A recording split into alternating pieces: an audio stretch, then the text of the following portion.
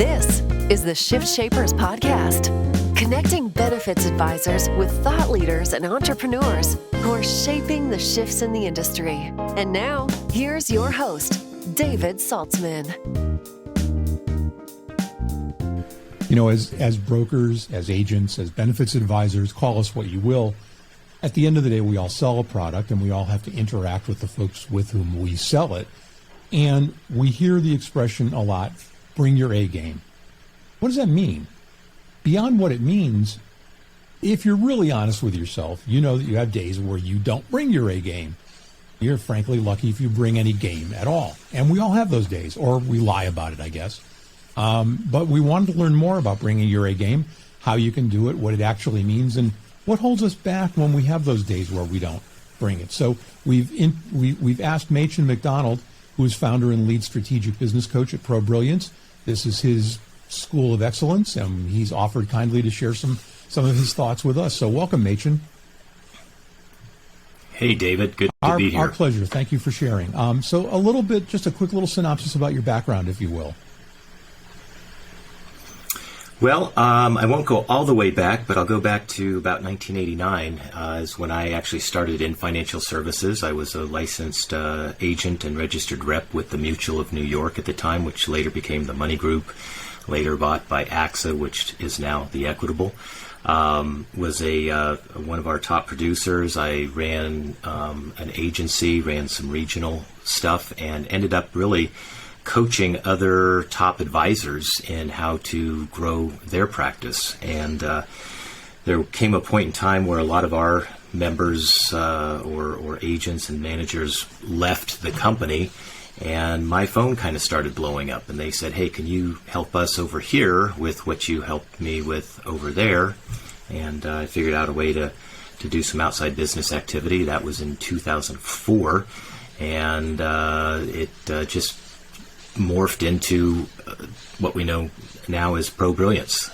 And so I get to help bring forth people's best strategic thinking so they can play their A game on their hero's journey. Outside business activity, spoken like a former or maybe still current registered rep. I know the phrase all too well. So yeah. Let's level set for the audience. How do you define A game? What is the aspirational level? Well, the A game is it's stepping into and sustaining an operation at our full capacity, at our full potential. You mentioned earlier, you know, sometimes we think we may be playing our A game, but we're not, and it is relative, right? If we've got the flu, or there's some really traumatic news that we've experienced in our life, you know, our A game, our capacity, it's going to come down, right? There's a drain on that battery, if you will. There's not 100%, it may be 40%, but are we performing at the best of that 40%? That's what I mean by the A game. So it's not being Superman or Superwoman 24/7. It's really just being as optimal as we can. I know in your coaching practice, one of the things that you talk about a lot is self-awareness and how important that is. Let's talk a little bit about self-awareness and why sometimes we're not, and how that affects our ability to bring our A game. Yeah, so the awareness piece is as simple as what's not working the way we'd like it to work, what needs to improve, what needs to change, what needs to get done that's not getting done. And so it's having that awareness, and our emotions are a wonderful dashboard to that. If we're upset in any way, you know, if we're mad, sad, whatever it might be, that's code for something's not going according to expectations. And so let's pay attention to that, and let's back into what could be improved. So what are the gauges that are on our emotional dashboard that we should be watching, and what are some of those triggers so that we can catch them or head them off at the pass? Great question. A lot of it is, and this is the challenge, and this is where learning how to play the A game comes into play, and that is oftentimes we don't know until after the fact, until we may have said something that we wish we didn't say, or have done something or treated somebody in a certain way, or we notice, hey, I didn't bring my A game. I tried to wing it and I lost that account. And, it's the evidence of us not having been aware. And so from that moment, as soon as we can, we need to recognize, okay, that wasn't my full potential at work. And what maybe hijacked me before that I made the choices not to be prepared or not to access my wisdom and be tipped over. Is there any way to do that other than sadly learning by getting bumped on your butt? Is there any way to do that in advance, or is it just an experiential thing where you build on that first instance, as you said, where you lose an account or you'll lose an appointment and you go back and you go, I really wasn't on my game, and you become that introspective person that you were talking about? Does that ultimately inure to being able to kind of, for lack of a better word, rev yourself up to your A game before you go into an appointment? Well, in our A game, and it's 6 A's, the letter A, so it's awareness, attitude, anticipation, action, acknowledgement, and accountability, which I can dive into a little bit deeper. But what you're asking is the third A, which is anticipation. So, there's the saying that the way we do anything is the way we do everything. And so when we find ourselves in a pattern or a habit that we want to break, we can look at, okay, what are the cues, what are the triggers that cause me to get off of my A game or out of my wisdom and work from a place of fear or from not enoughness or from anger? And that's when we've got to just anticipate, okay, when I go into a meeting, and this happens for a lot of advisors, is they've done well, they've amassed a certain amount of wealth, but now they're meeting with somebody that's got 20 times the wealth they do. And unconsciously or consciously, they put that client up on a pedestal and they throw themselves down in the pit. And from that place is where they're operating, and they don't run the meeting all that well. But if we can get back to equilibrium, which means getting them into their wise self, then they can operate more effectively. And so it's a matter of, hey, the last 3 meetings I was on where these people had really crazy net worth, I found myself getting a little tipped over. I wasn't as resourceful as I'd like to be. So let me kind of go back and dissect that. And that's one of the things that I help my clients with, because it's not necessarily natural or easy to do it, even though it's simple. But we walk them through some questioning and some visualization to kind of find those seminal points of where they go offline from their neocortex and they're just operating with their limbic system. Because the trick is we want to hook it back up as quickly as possible, even if it happens during a meeting. And there's ways to do that. It sounds a little bit like there may be a component of what us old-timers knew as neuro-linguistic programming. Is that kind of a part of it? Is it that positive self-talk and that positive... Is that just all part of awareness? It is part of awareness, and it's interesting. You're the second person today to bring up neuro-linguistic programming, and yeah, a lot of it is how we talk to ourselves. It's how we are. One of my clients calls it, we're meaning-making machines in meat suits. So nothing has any meaning except for the meaning we assign to it. So the neuro-linguistic programming piece of it is, if I'm meeting with somebody that's a higher net worth than myself, it doesn't mean anything. But if I make it mean something that, oh, they must know more than I do, or they're more successful or more fulfilled, and I operate from that place or that come from or perspective, it's going to be challenging, And we don't always have, we can't control the situation or circumstances of what's going on. Sometimes there's just crazy, bad, confungled things that are going on. We can't control that, but what we always have the power is to choose the healthiest perspective, the healthiest meaning of what's going on, and then operate from that place. So you mentioned 6 A's, and I'd like to kind of dive into each one of those. Now, we've talked a little bit about awareness. Mm-hmm. Anything more about awareness that the audience needs to know? Well, I would just, I would challenge the audience to come up with a list of the things in their life and in their practice that they would like to be better or different, and realizing that they can have whatever it is that they want. They may not see how to get there yet, but after they understand these 6 A's, they'll have a better understanding. So the first thing is awareness. Is just let's be aware of where the energy drains are, where we want to improve. Okay, so the next A is attitude, and that does seem like it flows directly from awareness. Well, it does. And so the trick, what we mean by attitude is the approach or the angle that we want to come from with regards to planning and action. And so, some of my clients, they call it, one of my clients, Michael, he says, what would level 10 Michael do?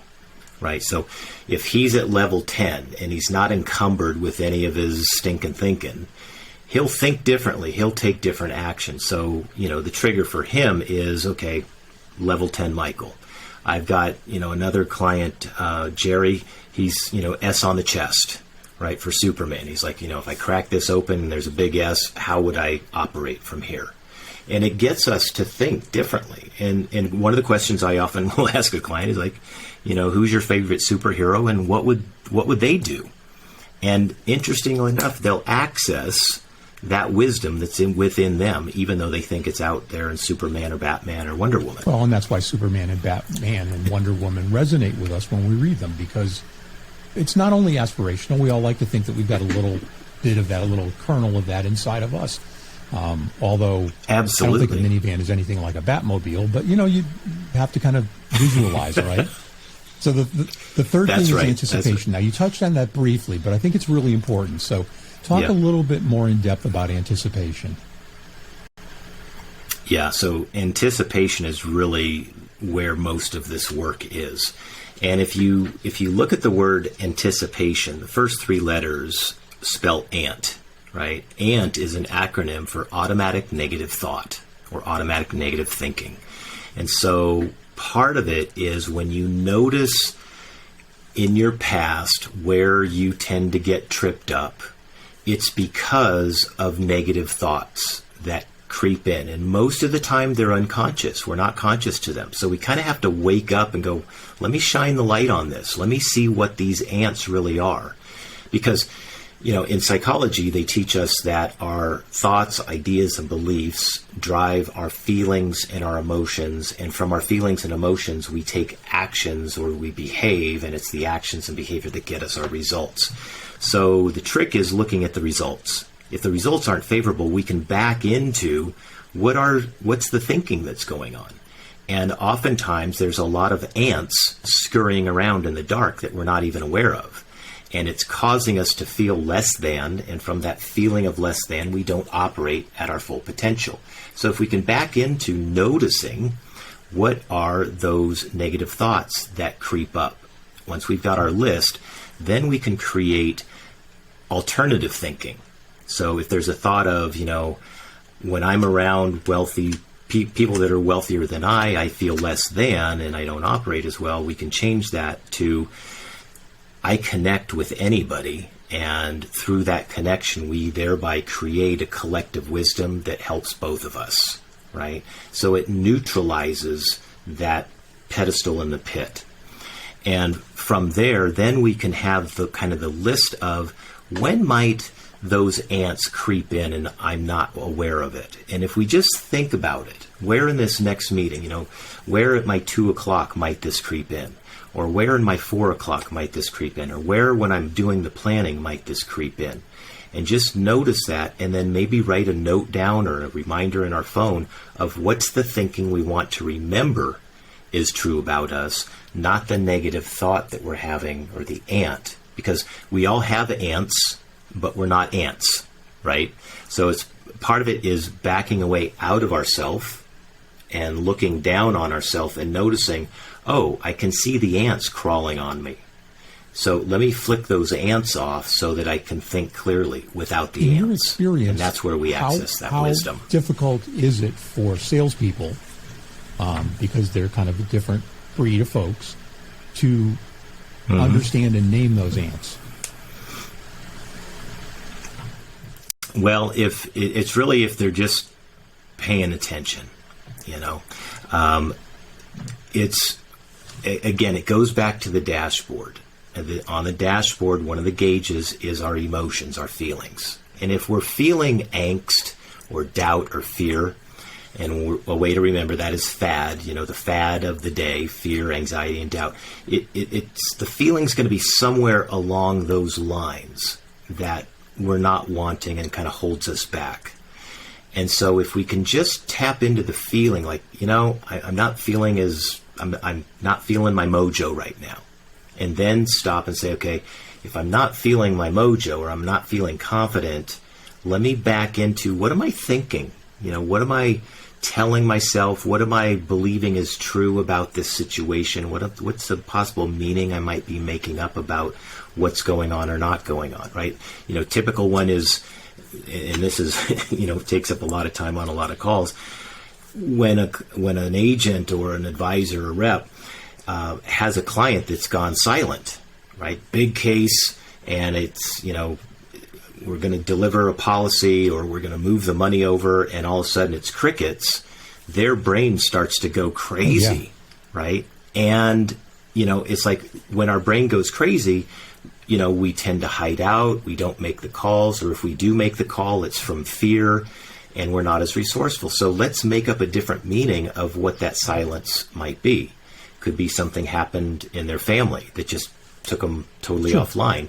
It could be that, they just don't have the bandwidth right now. So look for a new meaning that can shift how we feel. And then from that feeling, from that higher wisdom or attitude is then where we make the next best decision or action. So we've got about 5 minutes left. Let's try to knock through the last three. Number 4 would be action. Yep. Is that self-explanatory, or is there more to that than it sounds like? The action is just having an action plan of, okay, I know where my thinking or the ants can creep in here. What am I going to tell myself? How am I going to remember to kind of get unanted? And what am I going to do, say, or behave differently?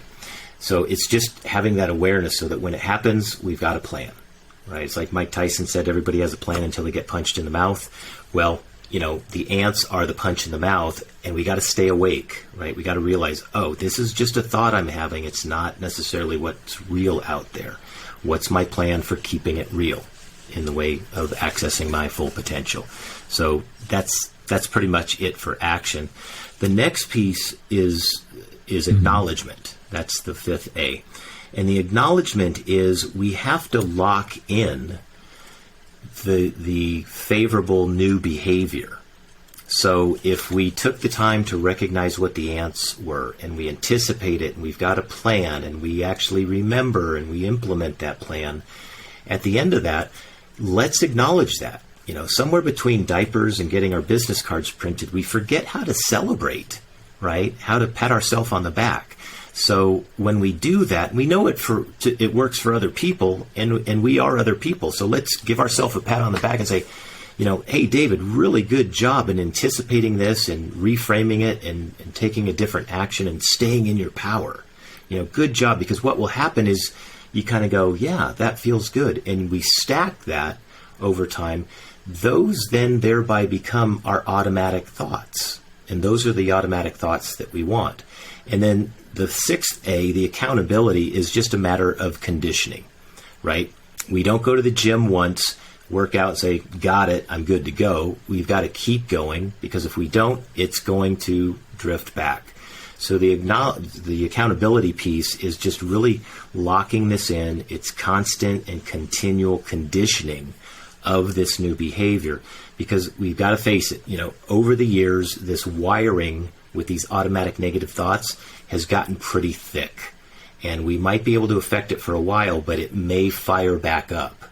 So we got to make sure over time that we're constantly redirecting our thinking. I call it going to the gym, meaning guide your mind. So if you go to the gym every day, playing your A game, your hero's journey will be much more enjoyable. Last question in the minute or so we've got left. If you're talking to an advisor and they want to start down this path, what's the best first step that they can take? Is it awareness?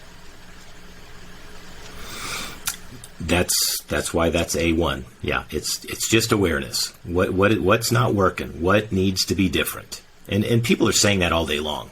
Here's a little trick, right? Is everybody wakes up in the morning saying, okay, today I'm going to blank, right? Today I'm going to drink more water. Today I'm going to make my prospecting calls. Today I'm going to call that big prospect. And then today turns into tomorrow, into the next week, next month, and it doesn't get done.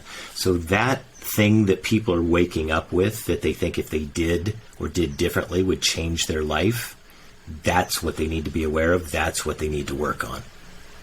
Because everything is important, but not everything is urgent. Yeah, that's true. Not everything is important, but we have to be aware of what's important to us. And that's the key, I think, is to wake up and say, what's the one thing I need to do today? What are the two things I need to do today? And keep it in perspective. And I think, in the push and pull of the sales universe, sometimes perspective is hard to maintain. You've got lots of pressures internally, externally, and so you get squeezed, and then you react, you don't act. And I think your advice is really great, because if you do all of those 6 A's, you then aren't reacting, you're acting, and that's being your true self, I think. Yeah, and to that point, David, that's brilliant that you say that, because reaction is what can get us in trouble, because when we're reacting, we're kind of offline. We're working from the limbic system of our brain.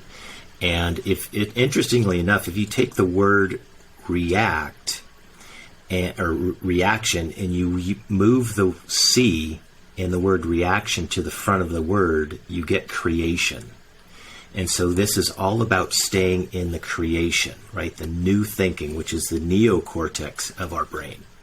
And so having this A game is a way to do it. And then we're also a big proponent of planning. You have to block the world away, sure. Bring your A game, do the plan, and then revisit the plan and recognize how you can layer the A game into those stick points or stuck points. Great advice. Thank you so much for sharing your expertise with our audience. Machen MacDonald, founder and lead strategic business coach at ProBrilliance. Machen, thank you again. We appreciate it. Thank you, David. This was fun, and hopefully there's some value out there for your listeners, and that they can go out and play their A game and live their ultimate life. Absolutely.